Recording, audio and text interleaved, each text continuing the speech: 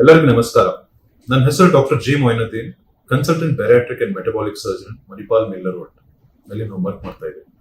ಇವಾಗ burning problem 35 to 45 years ಮೇಲ್ನಲ್ಲಿ ಬೊಜ್ಜು ಜಾಸ್ತಿ ಆಗ್ತಾ ಇದೆ.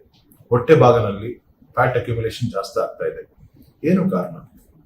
ನಂಬರ್ 1 ಕಾರಣ ಏನಂದ್ರೆ ಜೆನೆಟಿಕ್ಸ್. ಪೇರೆಂಟ್ಸ್ ಒಬೇಸ್ ಇದ್ದಂದ್ರೆ, ಗ್ರ್ಯಾಂಡ್ ಪೇರೆಂಟ್ಸ್ ಒಬೇಸ್ ಇದ್ದಂದ್ರೆ ಮಕ್ಕಳು ಒಬೇಸ್ ಇರುವ ಚಾನ್ಸಸ್ ಜಾಸ್ತಿ ಇರುತ್ತೆ. ನಂಬರ್ 1 ಕಾಸ್.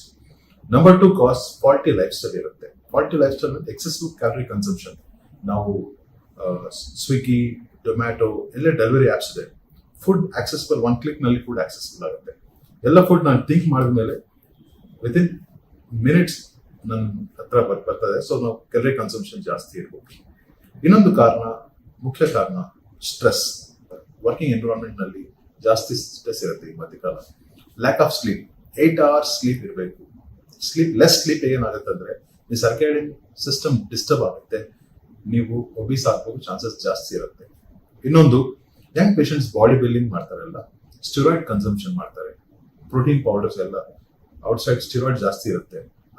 ಪ್ರೋಟೀನ್ಸ್ ನಲ್ಲಿ ಕನ್ಸಂಪ್ಷನ್ ಆದ್ಮೇಲೆ ದಪ್ಪದನ ಆಗೋ ಚಾನ್ಸಸ್ ಇರುತ್ತೆ. 35 to 45 ಇಯರ್ಸ್ ನಲ್ಲಿ ಡಯಾಬಿಟಿಕ್ ಬರಬೇಕು ಸಾಧ್ಯತೆ ಜಾಸ್ತಿ ಇದೆ. ಇವಾಗ ಅರ್ಲಿ ಡಯಾಬಿಟಿಸ್ ಬರ್ತಾ ಇದೆ ಪೇಷಂಟ್ಸ್ ನಲ್ಲಿ. ಆ ಪೇಷಂಟ್ಸ್ ನಲ್ಲಿ ಏನಾಗುತ್ತೆ ಅಂದ್ರೆ ಇನ್ಸುಲಿನ್ ರೆಸಿಸ್ಟೆನ್ಸ್ ಆಗುತ್ತೆ, ಇನ್ಸುಲಿನ್ ಸ್ಪೈಕ್ಸ್ ಆಗುತ್ತೆ. ಇನ್ಸುಲಿನ್ ಸ್ಪೈಕ್ಸ್ ಆದ್ಮೇಲೆ ಹಂಗ್ರಿ ಆಗುತ್ತೆ ಪೇಷಂಟ್ಸ್, ಜಾಸ್ತಿ ಹಂಗ್ರಿ ಆಗುತ್ತೆ. 2 hours ಆದ್ಮೇಲೆ ಹಂಗ್ರಿ ಆಗುತ್ತೆ. ಆ ಪೇಷಂಟ್ಸ್ ಜಾಸ್ತಿ ಕನ್ಸಂಪ್ಷನ್ ಫುಡ್ ತಗೊಳ್ತಾ ಇದ್ದಾರೆ. ಆದ್ಮೇಲೆ ಶುಗರ್ ಚಾನ್ಸಸ್ ಜಾಸ್ತಿ ಇರುತ್ತೆ. ಡಯಾಬಿಟಿಸ್, ಬೊಜ್ಜು, ದಪ್ಪತನ ಜಾಸ್ತಿ ಇರೋ ಚಾನ್ಸಸ್ ಇದೆ. ಇನ್ನೊಂದು ಕಾರಣ ಹೈಪೋಥೈರಾಯ್ಡಿಸಮ್.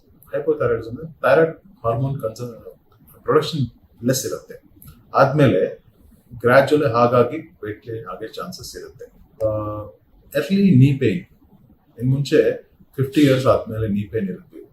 ಇವಾಗ 35 to 40 ಇಯರ್ಸ್ ಮಧ್ಯಕಾಲದಲ್ಲಿ ನೀ ಪೇನ್ಸ್ ಬರ್ತದೆ ಪೇಷಂಟ್ಸ್ಗೆ.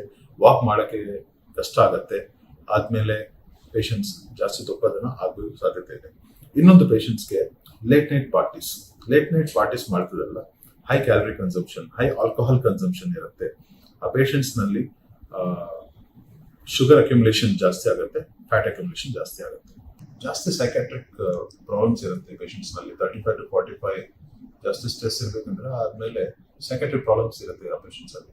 ಆ ಪೇಷಂಟ್ಸ್ ನಲ್ಲಿ ಟ್ಯಾಬ್ಲೆಟ್ಸ್ ತಗೋತಾ ಇದ್ದಾರೆ. ಡಿಪ್ರೆಷನ್, ಆಂಗ್ಸೈಟಿ ತುಂಬಾ ಕಾಮನ್ ಇದೆ ಇವಾಗ. Even psychiatric disorders. ಆ ಡಿಸಾರ್ಡರ್ಸ್ ನಲ್ಲಿ ಪೇಷಂಟ್ಸ್ ಜಾಸ್ತಿ ಟ್ಯಾಬ್ಲೆಟ್ ತಗೋತಾ ಇದ್ದಾರೆ. ಡಿಪ್ರೆಷನ್, ಆಂಟಿ ಡಿಪ್ರೆಸನ್ಸ್ ನಲ್ಲಿ ಜಾಸ್ತಿ ವೇಟ್ ಆಗೋ ಚಾನ್ಸಸ್ ಇದೆ. ಇನ್ನೊಂದು ಪೇಷಂಟ್ಸ್ಗೆ ಶೀಜರ್ಸ್, ಫಿಟ್ಸ್ ಪ್ರಾಬ್ಲಮ್ಸ್ ಇರ್ತಾರಲ್ಲ, ಆ ಫಿಟ್ಸ್ ಪ್ರಾಬ್ಲಮ್ಸ್ಗೆ ಟ್ಯಾಬ್ಲೆಟ್ ತಗೋತಾ ಇದ್ದಾರೆ. ಆ ಟ್ಯಾಬ್ಲೆಟ್ ಇಂಟರ್ನ್ ವೇಟ್ ಗೇನ್ ಆಗಿ ಸಾಗುತ್ತೆ. ಇನ್ನೊಂದು ಜಾಸ್ತಿ ಮೆಡಿಕೇಶನ್ಸ್ ಇರುತ್ತೆ, ಕೆಲವರು ಮೆಡಿಕೇಶನ್ಸ್ ಆ ಪೇಷಂಟ್ಸ್ ನಲ್ಲಿ ವೇಟ್ ಗೇನ್ ಆಗಿ ಸಾಧ್ಯತೆ ಇದೆ. ಇನ್ನೊಂದು ಪ್ರಾಬ್ಲಮ್ಸ್ ಪೇಷಂಟ್ಸ್ ನಲ್ಲಿ 35 to 40 ಆ ಏಜ್ ನಲ್ಲಿ ಮೆಟಬಾಲಿಸಮ್ ತುಂಬಾ ಸ್ಲೋ ಆಗುತ್ತೆ. ಆ ಮೆಟಬಾಲಿಸಮ್ ಸ್ಲೋ ಆದ್ಮೇಲೆ ಏನು ತಗೋತಾ ಇದಾರಲ್ಲ, ಬಾಡಿ ಮೆಟಬಾಲಿಕ್ ಲೋ ಆಗುತ್ತೆ. ಆ ಪೇಷಂಟ್ಸ್ ನಲ್ಲಿ ಸ್ವಲ್ಪ ತಗೋತಾ ಇದ್ರೆ ಫುಡ್ ಕನ್ಸಂಪ್ಷನ್ ವೇಟ್ ಗೇನ್ ಆಗಿ ಸಾಧ್ಯತೆ ಜಾಸ್ತಿ ಇದೆ. Whatever you take weight gain ಆಗುತ್ತೆ ಆ ಪೇಷಂಟ್ಸ್ ನಲ್ಲಿ. ಇನ್ನೊಂದು ಪೇಷಂಟ್ಸ್ಗೆ ಪ್ರಾಪರ್ ಬ್ಯಾಲೆನ್ಸ್ ಡೈಟ್ ಮಾಡೋದು. ಕ್ರಾಶ್ ಡೈಟ್ಸ್ ಮಾಡ್ತಾರೆ, ಕೀಟೋ, ವೆಜಿಟೇರಿಯನ್, ಪ್ಯಾಲೋ, ಶಾರ್ಟ್ ಡೈಟ್ಸ್ ಮಾಡ್ತಾರೆ. ಆ ಪೇಷಂಟ್ಸ್ಗೆ ಸ್ವಲ್ಪ ವೇಟ್ಲೆಸ್ ಆಗುತ್ತೆ. ಆದ್ಮೇಲೆ ರೀಬೋರ್ನ್ ವೇಟ್ ಗೇನ್ ಜಾಸ್ತಿ ಆಗುತ್ತೆ ಆ ಪೇಷಂಟ್ಸ್ಗೆ. ಇನ್ನೊಂದು ಪೇಷಂಟ್ಸ್ಗೆ ಇವಾಗ ಜಾಸ್ತಿ ಪೇಷಂಟ್ಸ್ ಲೈಫ್ ಸ್ಟೈಲ್ ಇರುತ್ತೆ, ಹೈ ಕಾರ್ಬ್ ಕನ್ಸಂಪ್ಷನ್ ಜಾಸ್ತಿ ಇದೆ. ತುಂಬಾ ಶುಗರಿ ಫುಡ್ ಜಾಸ್ತಿ ತಗೊಳ್ತಾ ಇದ್ದಾರೆ, ಸ್ವೀಟ್ ಟಂಗ್ ಇರುತ್ತೆ. ಆ ಪೇಷಂಟ್ಸ್ಗೆ ಜಾಸ್ತಿ ಕ್ಯಾಲರೀಸ್ ತಗೊಳ್ತಾ ಇದ್ದಾರೆ. ಆ ಪೇಷಂಟ್ಸ್ ವರ್ಕ್ ಮಾಡೋಕ್ಕಾಗಲ್ಲ. ಆ ಪೇಷಂಟ್ಸ್ ವರ್ಕೌಟ್ ಮಾಡಲ್ಲ. ಆ ಪೇಷಂಟ್ಸ್ಗೆ ಕ್ಯಾಲರಿ ಇನ್ ಜಾಸ್ತಿ ಇರುತ್ತೆ, ಕ್ಯಾಲರಿ ಔಟ್ ಕಡಿಮೆ ಇರುತ್ತೆ.